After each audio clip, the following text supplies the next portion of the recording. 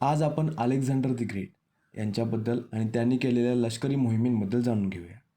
अलेक्झांडरचा जन्म इसवी सन पूर्व 356 झाला. हा मेसोडोनिया साम्राज्याचा राजकुमार होता.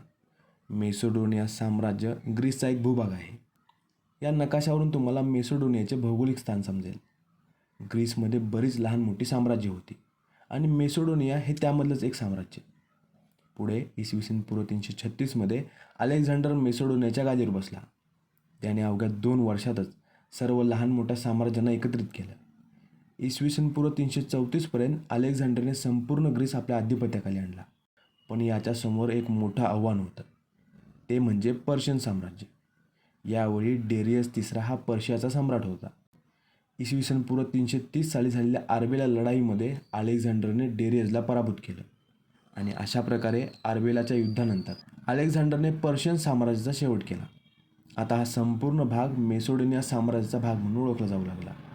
या सर्व घडामोडी अवघ्या 8 वर्षात घडत होत्या. आता अलेक्झांडर इसवी सन पूर्व 327 हिंदुकुश पर्वताच्या पायथ्याशी येऊन थांबला. आता अलेक्झांडरच्या निशाण्यावर हिंदुस्थान होतं. अलेक्झांडर हिंदुस्थानला आपल्या साम्राज्याला जोडण्यासाठी महत्त्वाकांक्षी होता. राजकुमार अवस्थेत अलेक्झांडरने भारतातील संपत्तीबद्दल बऱ्याच गोष्टी ऐकल्या होत्या.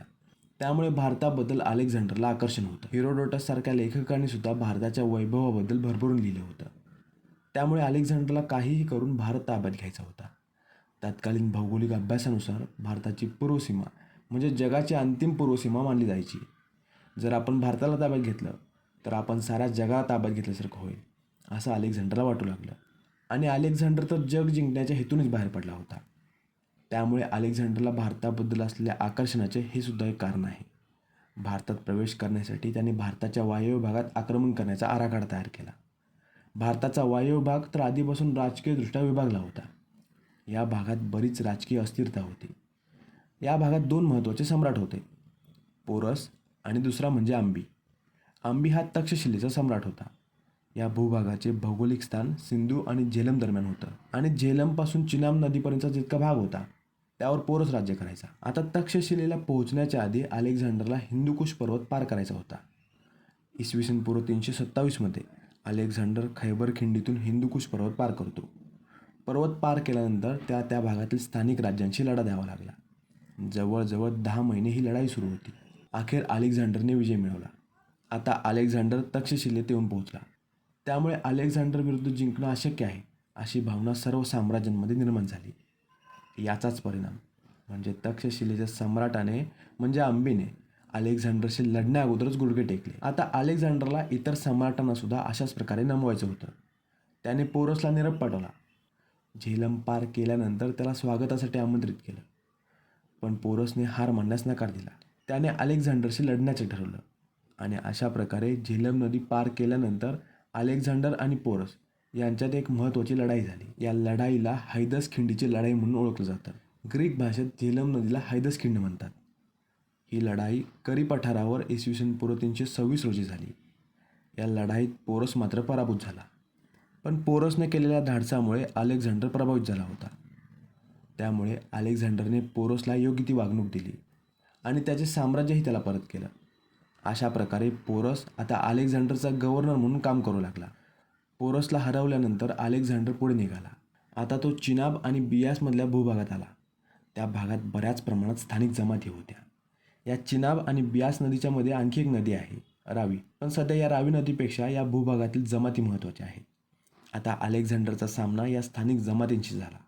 नेहमीप्रमाणे अलेक्झांडर पुन्हा विजयी ठरला. आता अलेक्झांडर बियास नदीपर्यंत येऊन पोहोचला होता. बियास नदीपासून पुढे मगध साम्राज्याचा विस्तार होता. आता अलेक्झांडरची पुढची मोहीम होती मगध साम्राज्य.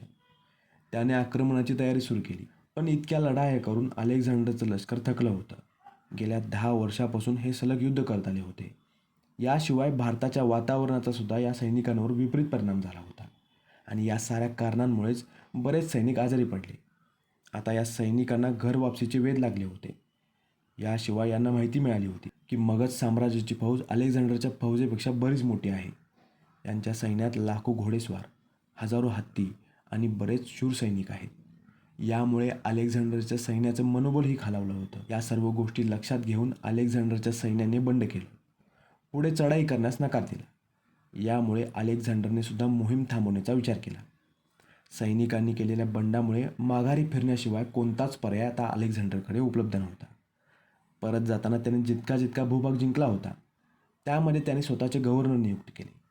झेलम आणि सिंधू दरम्यान आंबी हा गव्हर्नर होता. झेलम आणि चिनाब नदी दरम्यान पोरस हा गव्हर्नर होता. आणि पंजाब प्रांतात त्याने स्वतंत्र विभाग निर्माण केले आणि त्यावर ग्रीक गव्हर्नर नियुक्त केले. वायव्य भागातील प्रांतामध्ये त्यांनी सेल्युकस निकेटरला नियुक्त केलं. तर आत्तापर्यंत आपण बघितलं की इसवी सन पूर्व 327मध्ये अलेक्झांडर खैबर खिंडीतून भारताच्या दिशेने वाटचाल करतो.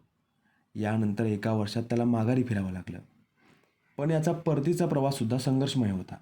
परत फिरताना त्या भागातील स्वतंत्र संस्थानांनी त्यांच्यावर आक्रमणे केली. त्यामुळे अलेक्झांडरच्या सैन्याला मोठं नुकसान सहन करावं लागलं.